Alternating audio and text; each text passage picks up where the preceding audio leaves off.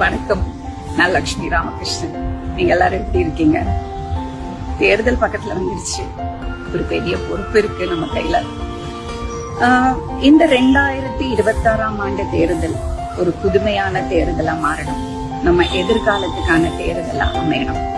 அது நடக்கணும்னா இந்த தேர்தல்ல களம் காணற ஒவ்வொருத்தரும், ஜெயிச்சு வர ஒவ்வொருத்தரும் நம்ம சுற்றுச்சூழலுக்கும் முக்கியத்துவம் கொடுக்கறவங்களா இருக்கணும். இது ஒரு ப்ளூ கிரீன் எலெக்ஷனா மாறட்டும். நிறைய தண்ணிய பத்தி, குளம், குட்டை, ஏரி, மரம், செடி, கொடி பத்தி பேசுற ஒரு அரசா நமக்கு அமையணும்.